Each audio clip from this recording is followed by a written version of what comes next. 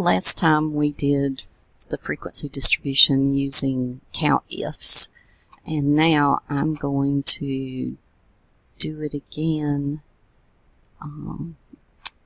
using a pivot table. So I'm within my data and I go to Insert Pivot Table, and it automatically chooses A1 through A37, and I'm going to tell it to put it in an existing worksheet, and I'm just going to have it put it out here in the same table or in the same worksheet.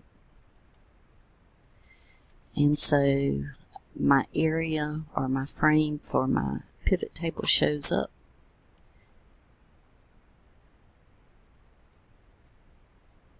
And I'm going to pull my heights down, and then, okay, notice that it is in the values, it is summing my heights, and that's not what I want it to do.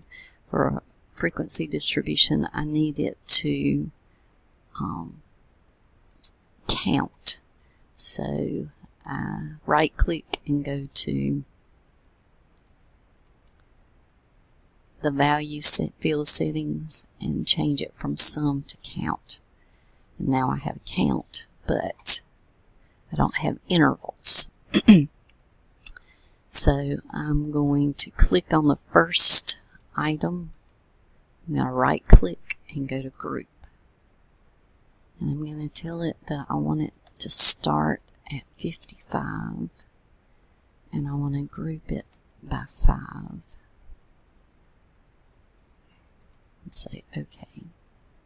So it gives me my intervals. But Excel does something, and I'm not sure why, that is incorrect. And that is, it has overlapping values. And if you remember when we talked about frequency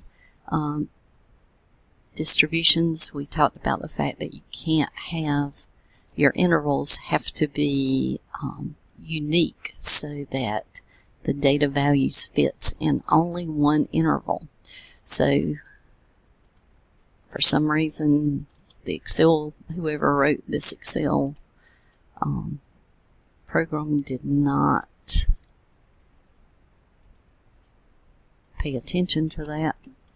So I'm going to go in and I'm going to edit each one of these to make them accurate.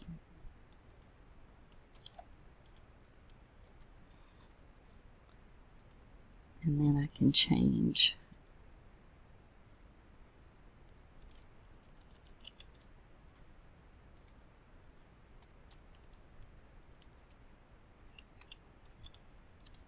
the titles.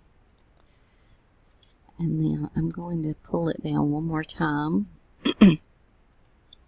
And here I'm going to have it put my relative frequency. So I'm going to right click, go to value field settings. This time I'm going to say click the tab that says show values as, and percent of total, and say okay. And then I'm going to change my number format, and I want it to be a number, a general number with 2 decimal places. That should be correct. And so we say okay. And now I can change this heading to relative frequency. And so if you check your relative frequency over here using add ifs and using the pivot table, should match up. And we could create the cumulative frequency too, just by typing it in.